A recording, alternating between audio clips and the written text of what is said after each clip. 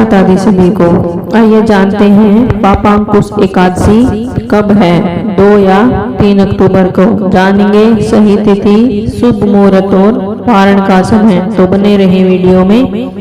बोलग्यास माता की जय हो। पापांकुश एकादशी का भगवान विष्णु की पूजा और व्रत रखने से साधक को हर दुख दर्द से निजात मिल सकती है। इसके साथ ही नरक की यातनाओं को नहीं झेलना पड़ता है। जाने पापांकुशा एकादशी की सही तिथि, मुहूर्त, मंत्र सहित अन्य जानकारी। अश्विन मास के शुक्ल पक्ष की एकादशी तिथि को पापांकुशा एकादशी कहा जाता है। इस दिन भगवान विष्णु और माँ लक्ष्मी की पूजा करने के साथ व्रत रखने का विधान है। मान्यताओं के अनुसार इस दिन जो साधक व्रत रखता है वह हर एक दुख, दर्द, रोग, दोष से निजात पा लेता है। इस लोक में सुख भोगकर मृत्यु के बाद स्वर्ग लोक की प्राप्ति करता है। इस साल एकादशी तिथि 2 दिन होने के कारण पापांकुश एकादशी की तिथि को लेकर काफी असमंजस की स्थिति बनी हुई है। आइए जानते हैं पापांकुशा एकादशी की सही तिथि और पारण का सही समय। पापांकुशा एकादशी की तिथि 2 अक्टूबर 2025 को शाम 7:11 पर शुरू होगी और 3 अक्टूबर 2025 को शाम 6:33 पर समाप्त होगी। पापांकुशा एकादशी व्रत 4 अक्टूबर 2025 को सुबह 6:23 से लेकर 8:44 तक पारण का समय है। आइए जानते हैं पापांकुशा एकादशी की पूजा विधि। पापांकुशा एकादशी के दिन ब्रह्म मुहूर्त में उठकर नित्य कर्मों से निवृत्त होकर स्नान करें और स्वच्छ वस्त्र धारण करें। इसके बाद श्री हरि विष्णु की पूजा आरंभ करें। सबसे पहले भगवान विष्णु का पंचामृत दूध, दही, घी, शहद और मिश्री से अभिषेक करें। फिर उन्हें फूल, माला, पीला चंदन, अक्षत आदि अर्पित करें। तुलसी दल के साथ नैवेद्य भोग चढ़ाएं।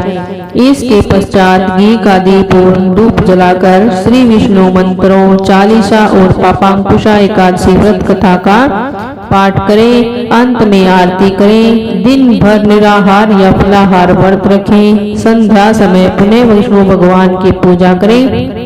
व्रत का पारण अगले दिन यानी द्वादशी तिथि को उचित समय पर करें।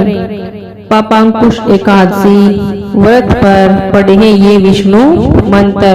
श्री कृष्ण गोविंद हरे मुरारी, हे नाथ नारायण वासुदेवा।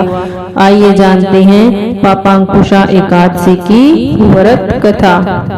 अर्जुन जी कहने लगे, हे जगदीश्वर, मैंने अश्विन कृष्ण एकादशी अर्थात इंदिरा एकादशी का सविस्तार वर्णन सुना। अब आप कृपा करके मुझे अश्विन माह के शुक्ल पक्ष की एकादशी के विषय में भी बताइए। इस एकादशी का क्या नाम है? इसके व्रत का क्या विधान है? इसका व्रत करने से किस फल की प्राप्ति होती है? कृपा करके ये सब विधान पूर्वक कहिए। भगवान श्री कृष्ण ने कहा, हे कुंती नंदन, अश्विन मास के शुक्ल पक्ष की एकादशी का नाम पापांकुशा एकादशी है। इसका व्रत करने से सभी पाप नष्ट हो जाते हैं तथा व्रत करने वाला अक्षय पुण्य का भागी होता है। अश्विन शुक्ल एकादशी के दिन इच्छित फल की प्राप्ति के लिए भगवान विष्णु का पूजन करना चाहिए। इस पूजन के द्वारा मनुष्य को स्वर्ग लोक की प्राप्ति होती है। हे अर्जुन, जो मनुष्य कठिन तपस्याओं के द्वारा फल की प्राप्ति करते हैं वह फल इस एकादशी के दिन क्षीर सागर में शेष नाग पर शयन करने वाले भगवान विष्णु को नमस्कार कर देने से मिल जाता है, जो मनुष्य को यम के दुख भोगने नहीं पड़ते। मनुष्य को पापों से बचने का दृढ़ संकल्प करना चाहिए। भगवान विष्णु का ध्यान स्मरण किसी भी रूप में सुखदायक और पाप नाशक है, परंतु पापांकुशा एकादशी के दिन प्रभु का स्मरण कीर्तन सभी क्लेशों व पापों का शमन कर देता है। आइए जानते हैं एकादशी व्रत कथा। प्राचीन समय में विंध्य पर्वत पर क्रोधन नामक एक बहेलिया रहता था।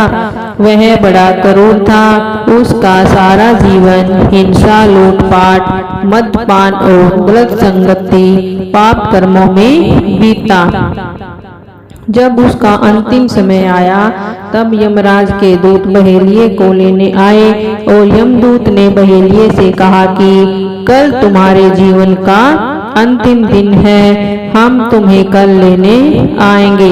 ये बात सुनकर बहेलिया बहुत भयभीत हो गया और महर्षि अंगीरा के आश्रम में पहुंचा और महर्षि अंगीरा के चरणों पर गिरकर प्रार्थना करने लगा, हे ऋषिवर, मैंने जीवन भर पाप कर्म ही किए हैं। कृपा कर मुझे कोई ऐसा उपाय बताएं जिससे मेरे सारे पाप मिट जाएं और मोक्ष की प्राप्ति हो जाए। उसके निवेदन पर महर्षि अंगीरा ने उसे अश्विन शुक्ल की पापांकुशा एकादशी का विधि पूर्वक व्रत करने को कहा। महर्षि अंगीरा के कहे अनुसार उस बहेलिये ने ये व्रत किया और किए गए सारे पापों से छुटकारा पा लिया। इसका व्रत पूजन के बल से भगवान की कृपा से विष्णु लोक को गया।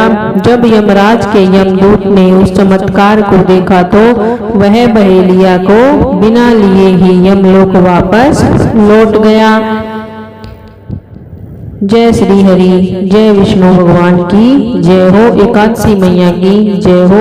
वीडियो अच्छी लगे तो लाइक करें, कमेंट करें, चैनल पे नए हैं तो सब्सक्राइब करें। जय माता दी।